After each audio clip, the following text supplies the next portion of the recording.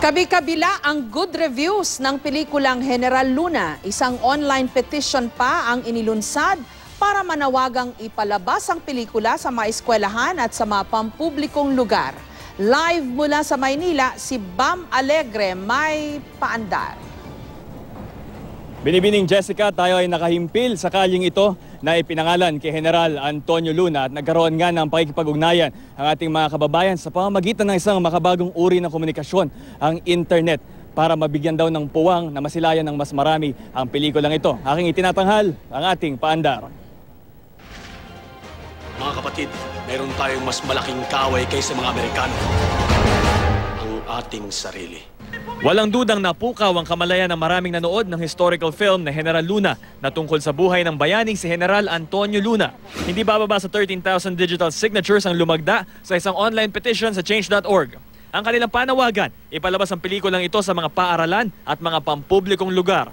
Nagpapasalamat ang direktor ng pelikula na si Gerald Tarog sa lahat ng sumuporta sa kanilang independent film. Naghahanda na talagang Artikulo 1 Productions na magkaroon ng karagdagang screening sa mga paaralan. Nasimulan na rin nilang ilapit ang pelikula sa mga estudyante.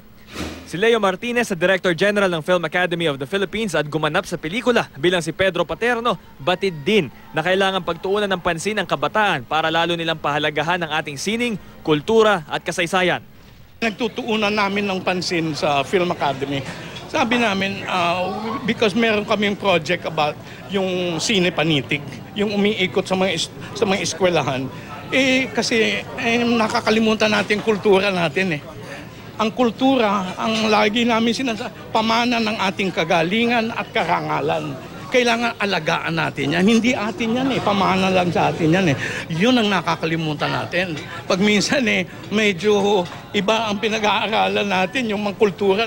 Ayon kay ASEC Tonicito Umali ng Department of Education, hindi maaaring mag-endorso ng pelikula ang ahensya. Pero sa isang mabusising proseso, maaari silang maglabas ng isang written advisory na kumikilala sa kahalagahan ng isang partikular na pelikula.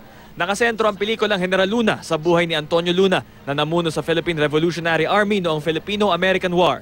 Kung noon kilala lang siya ng ilan bilang kapatid ng tanyag na pintor na si Juan Luna, na bigyang lalim ang kanyang buhay mula sa kanyang masidhing personalidad hanggang sa kanyang marahas na pagkamatay. Sa dami ng tinatalakay sa textbook, hindi ganoong kalalim, kalawak yung mababanggit tungkol kay Luna at iba pang mga bayani. So, kadalasan mga pasada lang rin yan. So, kailangan natin ng mga ganitong klase na mga parang supplemental materials bilang pandagdag, pampalalim. Pero higit sa pagtalakay sa buhay ni Luna kung bayani ba talaga siya o hindi, naging pagkakataon din ng pelikula para pag-isipin ng mga manonood kung ano ang ibig sabihin na maging isang Pilipino at kung ano ba talaga ang mas mahalaga, bayan o sarili.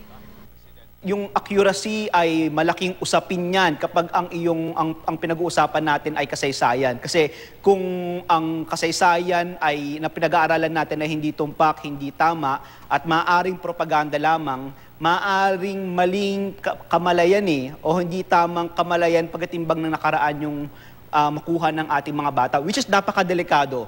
Halimbawa, biruin mo kung may mali sa kasaysayan na napag-aralan mo, i-honor mo, kikilalanin mo yung mga halimbawa peking mga bayani.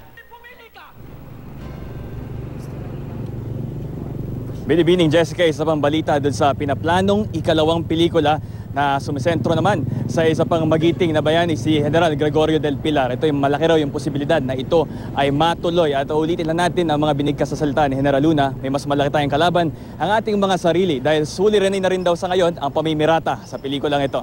Balik sa inyo. Pero word of caution lang kasi may mga diskusyon na ngayon, yung mga historian na nagdi-dispute dun sa pagkakaportray, etc. Napakaraming mga iba't ibang mga views na ngayon at perspectives na naglalabasan dahil sa pelikulang ito.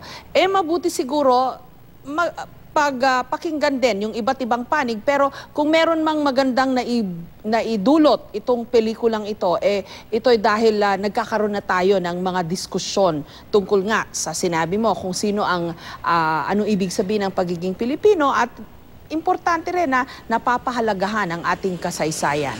So maraming salamat sa iyo, Bam Alegre, sa iyong paandar.